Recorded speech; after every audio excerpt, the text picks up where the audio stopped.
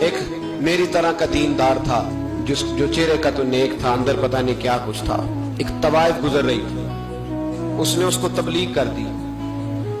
کہنے لگا بس کر دے، سیانی بن جا.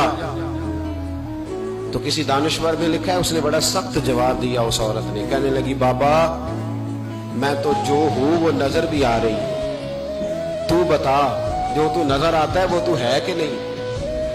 اس بندے نے چیخ ماری اور بے ہوش ہو کے گر پڑا.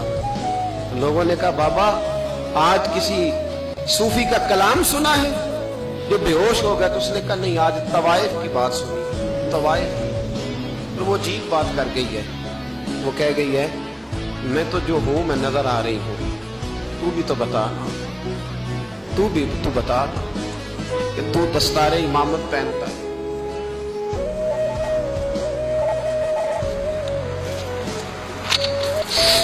تو بتا تو جو کہلاتا ہے تو وہ ہے کہ نہیں. یہ وقال الانسان ما لہا، یہ راز قیامت میں کھلے گا. ہم جو کچھ بتا رہے ہیں نا اپنی زبانوں سے، ہمیں اپنے گناہوں کا احساس ہونا چاہیے.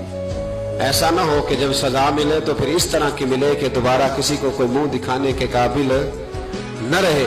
میرے بھائی یاد رکھیں اور سمجھیں، گناہ انسان کی زندگی کو تنگ کرتے ہیں. میرے نبی پاک علیہ السلام نے فرمایا جب تو جھوٹ بولتا ہے تو تیرے فرشتے کرامن کاتبین سائیڈ پہ ہو کے کھڑے ہو جاتے ہیں. جب تو زنا کرتا ہے تو تیرے اندر سے ایمان نکل جاتا ہے. اور نبی پاک علیہ السلام نے فرمایا جب میری قوم میں ناانصافی عام ہو جائے گی تو قتل بھی عام ہو جائے گا. اور سن لو لکھ لینا یہ حدیث دل کی تختی پر.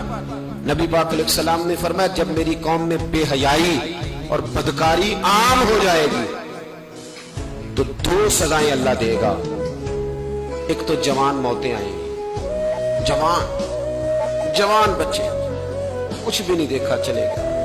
اور دوسری سزا اللہ یہ دے گا کہ ایسی بیماریاں آئیں گی جن کا علاج نہیں ملے گا، ایسے امراض پھوٹ پڑے گے. بھائی دیکھیں تو صحیح، کہیں ایسا تو نہیں کہ ہم ان عیبوں میں مبتلا ہیں